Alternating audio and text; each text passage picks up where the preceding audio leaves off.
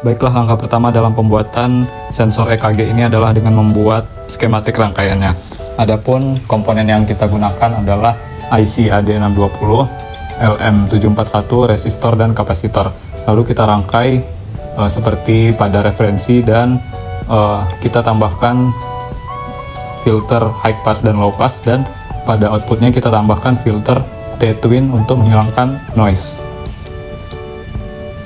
Selanjutnya adalah etching. Etching adalah proses pengikisan atau pemahatan permukaan material pada PCB dengan menggunakan bahan kimia berupa FeCl untuk membentuk pola atau desain tertentu. Proses etching dimulai dari penyetrikaan menggunakan kertas transfer yang ditempelkan di atas permukaan PCB sampai jalur tercetak dengan sempurna. Jika jalur belum tercetak dengan sempurna, bisa menggunakan spidol permanen untuk menghubungkan jalur yang terputus. Lalu dilakukan proses etching dengan larutan FeCl. Kemudian PCB yang sudah tercetak tadi dimasukkan ke dalam larutan FeCl, kemudian digoyangkan sampai lapisan logam hilang, sampai jalur pada PCB berubah menjadi warna kuning keemasan. Lalu bersihkan PCB dengan air mengalir.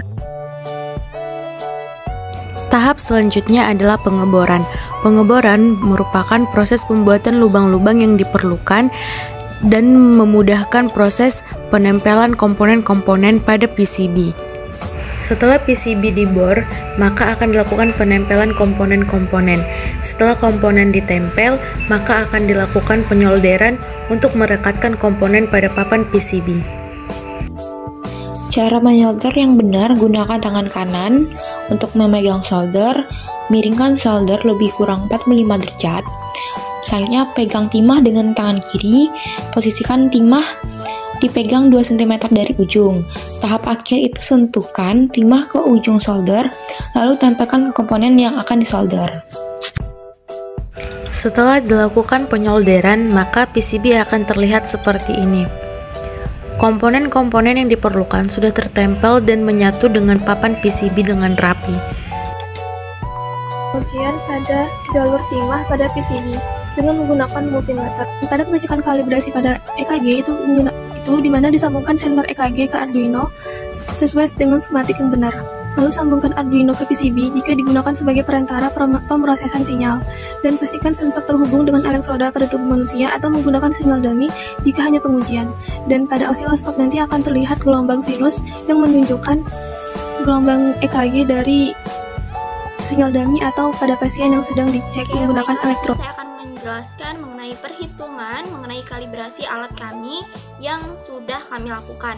Nah, tentunya di sini ada rumus tegangan maksimum Vm sama dengan akar 2 dikali Vrms, kemudian Vpp sama dengan 2 dikali Vm. Nah, untuk percobaannya kita menggunakan 5 sampel, yang mana ada data 1, 2, 3, 4, dan 5. Nah, dari data ini kita mendapatkan hasil 9,1 volt untuk pengukuran di multimeter.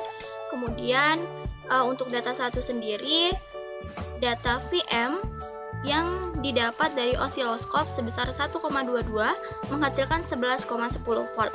Kemudian data 2 11,6 volt, data 3 12,37 volt, data 4 12,74 volt, data 5 sebesar 9,46 volt.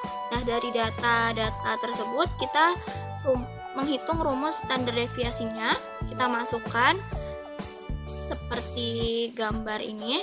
Nah, untuk standar deviasinya kita jumlahkan dahulu kelima data yang sudah diperoleh, lalu dibagikan jumlah data.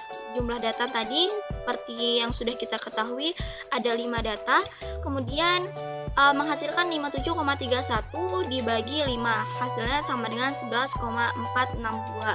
Nah, tidak lupa juga kita membuat tabel standar deviasi, di mana di sini X itu data awal, kemudian untuk standar deviasi kita tinggal mengurangkan jumlahnya menggunakan X aksen.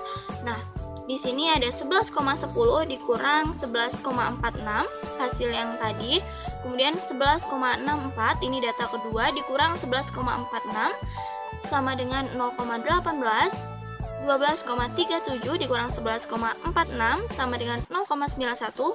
12,74 sama dengan 11,46 menghasilkan 1,28, kemudian 9,46 dikurang 11,46 sama dengan min 2. Nah, setelah itu kita menghitung standar deviasinya. Seperti yang kita ketahui bahwa standar deviasi itu nilai minus selalu berubah ke arah positif. Nah, jadi di sini ada minus 0,36, kita rubah menjadi 0,36, kemudian 0,18 sama dengan tetap ya 0,18, kemudian 0,91 sama dengan 0,91, 1,28 sama dengan 1,28, dan yang terakhir adalah minus 2, kita rubah menjadi positif, hasilnya sama dengan 2. Setelah melalui tahap perangkaian, pembuatan dan pengujian alat yang telah dibuat, maka akan dilakukan proses penyelesaian laporan, di mana hasil dari percobaan yang telah dilakukan dimasukkan pada laporan akhir.